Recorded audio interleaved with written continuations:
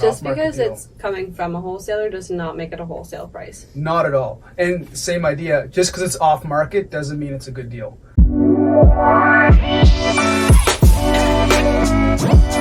Hello and welcome to another episode of the Refined Real Estate Podcast. I'm joined with my co-host Manny and Janelle. I am Ian and we are Halifax real estate investors combined. We've done about 40 units. We've done flips, we've done burrs, we've done wholesales, and pretty much everything in between. So basically, we're here to help you guys learn along your way on your real estate journey. So if you're listening to us on Spotify or Apple Podcasts, please give us a 5-star review, subscribe, like, all that good stuff. So today what we're going to be talking about is 5 ways to find off-market deals. Now, we've done this for multifamily buildings, we've done it for flips, we've done it for wholesale deals, and again, if you can dial in these skills, it's going to help you scale in real estate a lot faster. So yeah, before we get into it, just want to chat with you guys. What's going on in the world today? Well, guys, I'm not sure if you've been keeping up with just the global economy lately, but a lot of crazy stuff's going on. You know, a lot of countries are trying to get off the U.S. currency, and currently the United States have the reserve currency for the world, and it's what kind of allows them to be the great superpower. But China, Russia, India, Brazil, they're all slowly, Saudi Arabia, they're slowly trying to get away from that. And where are they going to? Are they substituting with another? Their own currency? Their own, or what may happen here is China becomes the world superpower and their currency becomes the reserve currency. And if that happens, all hands on deck, because who knows what will happen. I've been listening to a lot of podcasts, watching a lot of YouTube videos about what would transpire if this was the case, and it's not great. It's not good news. All that comes to mind for me is like, what's that movie that starts with the opening line? It's like black. It has the white lettering and it's like China, like the world's like hidden beast. Like when it awakens, like you'll know. What's that movie? Sure. I'm not sure either. I'll find it later. It's a really good, I know it's a really good movie. I should know it, but when you're speaking about like China, I'm like, that's immediately what I think about. Yeah, I know. I read a great book last year called The Changing of the New World Order by Ray Dalio, and this is exactly what he talks about, how superpowers eventually crumble. And then what leads to that? And it's like we're watching it happen in real time. And unfortunately, what happens next before that actual crumble is just straight chaos. Yeah, and this one hurts because it's so close to home. Like, we've already seen a somewhat superpower country fall in Venezuela. Like, they were, when we were little, they were quite dominant, on the rise, going to be something like the up-and-coming big players. And then we saw them just get hit with the hyperinflation because of a host of things. But it's like, to go from a global superpower to not, it's not as do you actually know what happened in Venezuela? I know a few fun things about that. So I don't know exactly it, but I was doing a case study on hyperinflation, and like, we talk about inflation here and how crazy it is at 8% in Venezuela, and you guys can look this up, but from in about a 2-year period, their inflation numbers were, do we have any guesses as a percent? 150%. I'm gonna go like 350%. It was 95 million %. And I'm not even kidding. You can look that up. Like, it was, and I believe it was a 2-year span that happened. So yeah. And then from there, like, you couldn't buy toilet paper, you couldn't buy food, like all this stuff. But I forget exactly what the causes were to lead it into that. But it was crazy. Yeah, I do kind of know about it. So it was pretty crazy. They They took a lot of the private oil companies and they governmentized them, took them off the market, and then they started running them by the government, and then that had a lot of effects on trade as well. But they basically just took that away from private companies, and it really like screwed them over. And I'd have to reread it again. But that actually is quite interesting on like the sort of like capitalist, like socialist sort of side of things. But yeah, that was like one of the big reasons of their fall, and it was during one presidency, and then it just so happened that something happened when he died that some of the effects of taking those oil companies into, because Venezuela is a huge oil producer, especially offshore as well. And that's why they were on a rise to be a global superpower. Huge amount of resources. And then I'd actually have to look this up, but then their president died around the same time something else happened. So that, and then the new coming president kind of got like all the slack from him, even though this guy made some not so great decisions. So it was really, and then they lost faith in their presidency, and then all the stuff happened. But yeah, as you speak with that, it's like worth like diving into that again. Oh, absolutely. So some interesting stuff out there in the world, but we're going to dial into what we came to talk about today, and that is finding off-market deals. Now, you always hear about it, that's what people are doing, but how is it that we actually do it? And we've done, probably 10 or so in the last little bit. Again, mixed multifamily, single family, and that's also led to finding creating the opportunities that we have for ourselves. So does anyone have one in mind that they'd like to start with? I think the number one that we're thinking of for us would be the letters, like direct mail campaigns. Huge. Yeah, so if you want to dive into that, I guess, for anyone that doesn't know what it is, and maybe a sense of, how we either pick those properties that we're mailing out to, or what sort of strategies we've used over the years. For sure. So those of you who don't know, Ian and I started working together over this. When I met Ian, he was telling me about direct mail and finding properties off market, and I had no idea about any of this stuff. So Ian kind of gave me some of the guiding advice, and that's how I started diving into it. So direct mail, in essence, is literally just writing a letter or having a flyer and sending it directly to the property owner, just expressing your interest in buying the property. So to expand on that, the first advantage of doing direct mail is you can scale that up. You can send out thousands and thousands of flyers or letters.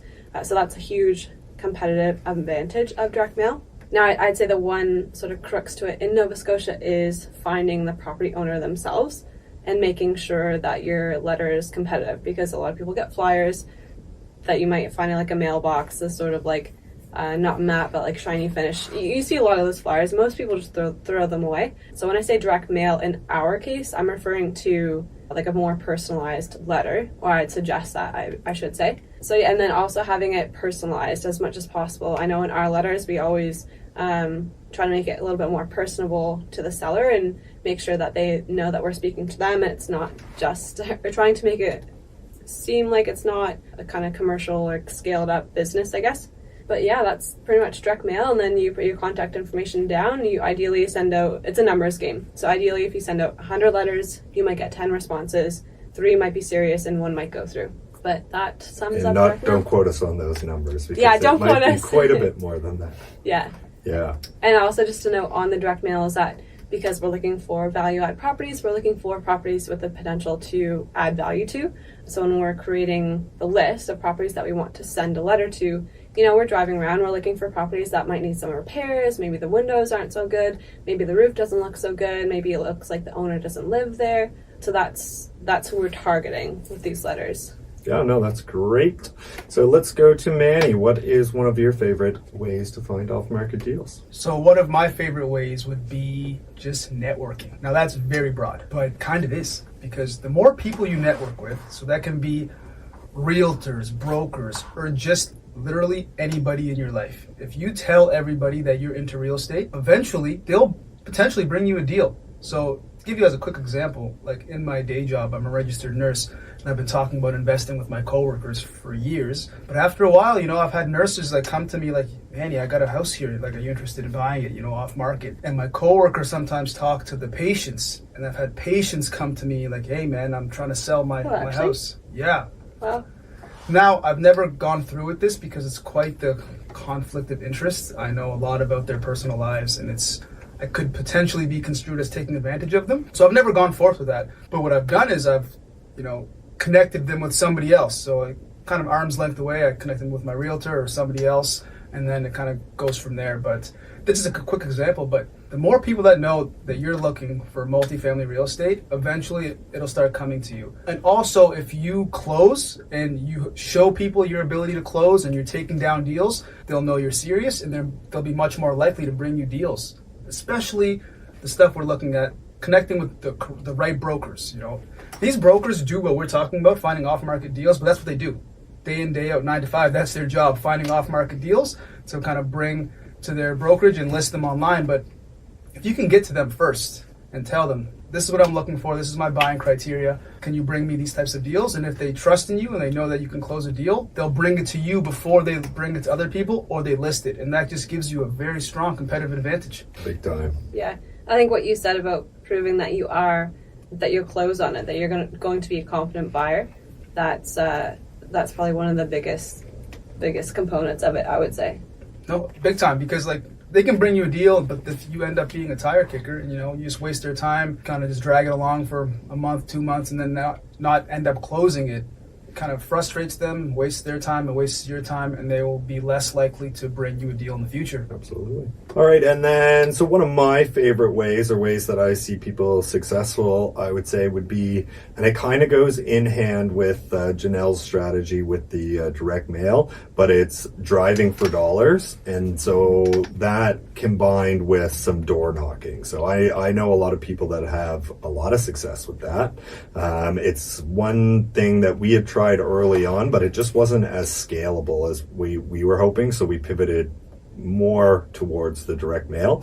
But with it, what it is it's essentially you pick a target market that you would like to invest in, and might be a lazy Sunday where you just drive around and you identify which properties you see some distress in, and then basically whenever you have the opportunity, you try and go knock on that door, chat with the person. It's a more personalized touch. It's just more real than necessarily getting a letter, but it really gives you a chance to chat with someone, see how motivated they are, and I know people that have been doing it, and right then and there they'll take them through a tour through the house, so you get a much better sense of what's going on, and it's just a little bit more real and even more personalized than a letter. So driving for dollars and door knocking. I think on that one too as well, the fact that you are getting in front of the seller, and then maybe if you're a newer investor and you just want that FaceTime, that practice, I think that's really, really valuable to just practice that and get really comfortable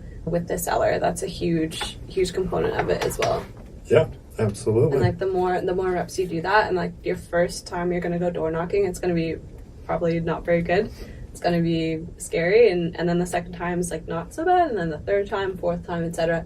And then after a while, you're like, do you know what? This is not so bad. I might kind of get told to like get off the porch or whatever, which is totally fine. But hey, it just takes one. So absolutely. That's why career in sales before you get into real estate can be super beneficial, because you're already experienced in talking with people that don't want to talk to you, and you know how to objection handle and all that stuff. Absolutely.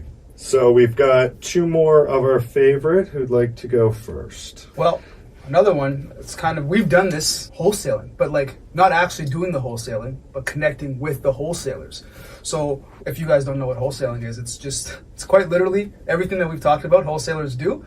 They go and find off-market deals. That's their job. And then they assign those deals to people. So if you know good wholesalers that are finding those really good leads, and you can kind of get to them before it's similar to the networking. So you're kind of networking with wholesalers, but specifically this one niche person, because all they do is find off-market deals. That's how they make their living. And then they'll sign you the deal for a fee, and then you kind of go from there. But one caveat that I'd like to give about working with wholesalers is that be cognizant of like the price, because what I've noticed, especially when I'm looking for deals in the States, a lot of these wholesalers really increase, the ask that they want is not really a good deal. They're pretty much asking an on-market price for an off-market deal. Just because it's coming from a wholesaler does not make it a wholesale price. Not at all. And same idea, just because it's off-market doesn't mean it's a good deal. I've had realtors bring me off-market deals that were, more than what the market actually, says the value of the building is. So, and back to the wholesaling thing, it's like you have to be able to evaluate a good deal by yourself. So I would refer you back to one of our first videos that we made about analyzing a deal. But then, make sure you analyze the deal, but then go from there, because these wholesalers, they do this for a living. So all they do is find off-market leads, and then they'll blast them out to their mailing lists. So if you can get on their mailing list and kind of take advantage of a deal, and you can still negotiate with them as well, especially in this current market. Just because they're asking for price X doesn't mean that's what the price is going to be. And yeah, they have a lot of inventory, especially in the current market, because they're finding lots of deals. They're sending out lots of flyers. They're doing all this stuff at scale.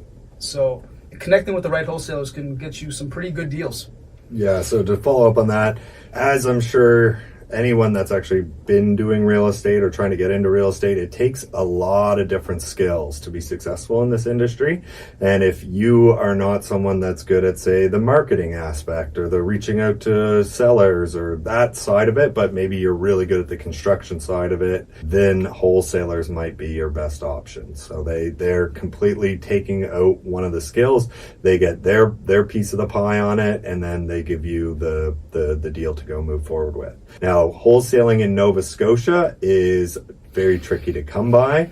We may or may not have tried and may or may not have gotten in trouble for it. We've also successfully done it. I was just going to say, we may or may not have been successful as Yes. well. So we've seen both sides of the coin, but yeah, the real quick down low on that is like, we can't just find off-market deals and be unlicensed and, post it to a Facebook group like, hey, everyone who wants to bid on this. So if you are going to do it, like, you would definitely need an established buyers list, people that that can close on it, all that stuff. And make sure that you are assigning the contract. Yeah. Because you are allowed to do that in Nova Scotia. Yeah. So again, you get it under contract, you say this person and or assignee, you have full right to assign that contract, but you aren't allowed here to then go market that deal unless you have your license. So definitely be mindful of that, but it is possible and people do it, but it's definitely not like the States and definitely not like many other places in Canada. Definitely a market for that if you are in Nova Scotia and you're keen on wholesaling, and if you look into it, set up a good system, make sure that you're following all the rules, follow the NSAR, their rules. And if you can do it successfully, you will do really well in Nova Scotia, because it's untapped. Yeah. There are no wholesalers here. Yeah, reach out to people like us. We would happily take a look at the deals. If you are a wholesaler, please reach out to us. We would love to hear from you. Love to hear about your strategies. We can chat with you about what we've done that has worked and has not worked, and vice versa. So, or might have friends that want to buy it. So if you find some off-market deals, count us as interested. Absolutely. Yeah. So then last one is expired listings. So Janelle, you speak to this one because we've actually had a good amount of success on this one. Yeah, so for expired listings, exactly as it says, and we bought one of our 8 units this way. So on Viewpoint, again, that's specific to Nova Scotia, but if you do a search in your market area that you're looking for, and just look for expired listings, because they're probably a motivated seller. It's probably been on the market for a while. Maybe they've been disgruntled by a deal that fell through and they're looking for a serious buyer. If you can get in touch with them, and this is a good opportunity to get in touch with a really good realtor and speak to them and say, hey, I'm looking at this expired listing. Can we go see it? And then that realtor might, I'm not sure on the specifics of their like rules and regulations, but they might be able to act on behalf of the seller and the buyer, and then the realtor wins in this situation, or they can cut down the fees to make it more desirable for like both parties, make it a win-win all around. But yeah, so get in touch with the seller and speak to them about buying the property. So like I said, we did buy one of our 8 units this way, and it works. Yeah, and maybe mention, so the direct mail approach where we've, essentially are finding people's addresses and mailing out to them. In that process, we're actually figuring out who the person is. And in some cases, you can actually reach out to them on, say, a social media. So if you want to speak to that as well, Janelle. So that's actually what we did there. We didn't actually bring in a realtor or anything. But you could. Yeah, not in this case, because we were able to find the owners and then get in touch with them. Just Googling people. Finding the owner's name, and this was a little bit more in-depth. It was owned by a company. I just look on the registry of joint stocks, find out who owns it. Okay, Mrs. Jones owns it, so I'm going to Google or go on Facebook and look for that person. and just send them a message. And I would say, for those of you who are crafting that message, think about how you would receive that message. If you are at home at your kitchen table and you get this message being like, hey, I want to buy your property, you're probably going to say, like, who are you? What do you want? The guy, in fact, had a message that I went to go message someone, pull up Facebook Messenger, and sure enough, they had actually messaged me, but I went to my spam folder because of the wording in it. And I was kind of like, oh, ha, like, sorry, I didn't see this message. So make sure you're thinking about what you're saying, thinking about that opening line, again, what we're talking about having a sales background or any sort of like sales experience. This is really going to help you. And if I can remember correctly, I believe I said, hi, I saw that you had an expired listing. Would you still be interested in selling your property at some point in time? And there's a couple key points in there saying like, would you, like, are you still interested? It's a soft opening. It's like, not like, do you want to sell your property to me? Think about how that sounds. Think about how that comes across. And sell your property at some point in time. Not, hey, sell it to me tomorrow, sell it to me next week. You know, when works for you. Having that type of opening can get you a long way. And I believe I actually learned that, or picked up that tip and trick from Thatch. I'm gonna butcher his last name. Thatch Nguyen. It's Vietnamese. Yeah, Nguyen. Nguyen? Yeah, from Seattle. From Seattle, yeah. He had like a 4-part like mini series on door knocking, and I remember that was one of the things that he brought up. So again, sometimes for those of you listening, it's the little tiny tips and tricks that can sometimes make a huge difference. Yeah, absolutely. So to review, so tip number one, or attempt number one, was direct mail. Number 2 was networking. Number 3 was driving for dollars / door knocking. Number 4 was wholesalers. And number 5 was expired listings. So again, we've done most of those. We've had success in those. Some of our better deals have come from those strategies, and they're all relatively low cost. Some of them take a lot more work than others. Some of them are about building systems, but a lot of them are just about having guts. Honestly, yeah.